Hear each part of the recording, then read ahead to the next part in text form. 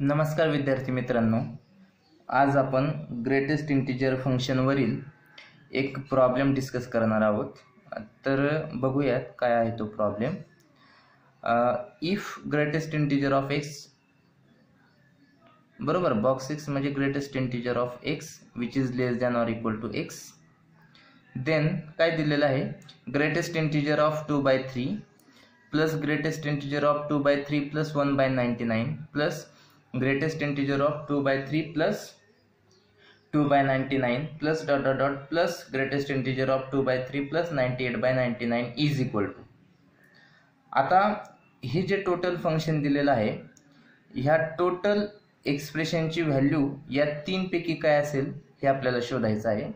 तर याच्यासाठी आपल्याला एक रिझल्टची गरज लागणार आहे। तर तो रिझल्ट कोणता आहे तो बघूयात। रिझल्ट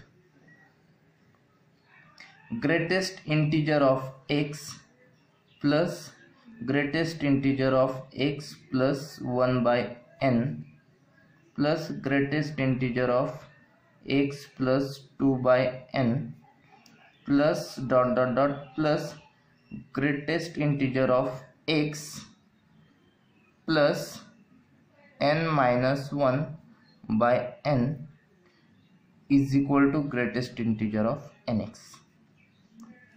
हा रिझल्ट आपल्या सर्वांना लक्षात ठेवायचा आहे। Greatest integer of x plus greatest integer of x plus 1/n plus greatest integer of x plus 2/n plus dot dot dot plus greatest integer of x plus n minus 1/n is equal to greatest integer of nx। आणि हा जो n आहे डिनॉमिनेटरला, हा n आपला natural number पाहिजे।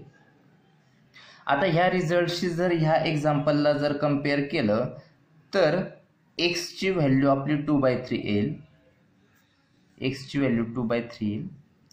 आणि आपला जो n आहे डिनॉमिनेटरला n सगळीकडे आपला 99 दिसतोय, याचा अर्थ आपली n ची व्हॅल्यू जी असेल ती असेल 99।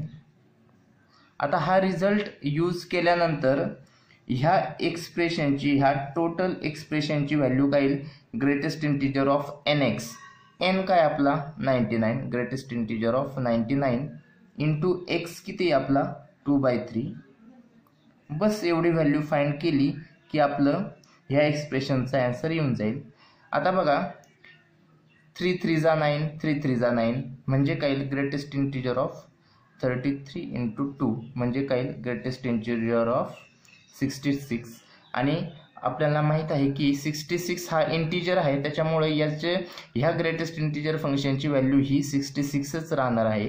याचा अर्थ हे जे पूर्ण एक्सप्रेशन आहे, ह्या एक्सप्रेशनची जी व्हॅल्यू आहे ती येणार आहे आपली 66। म्हणजे ह्या क्वेश्चनचं 66 हे आन्सर बरोबर आहे, म्हणजेच आपला ऑप्शन सी करेक्ट आहे।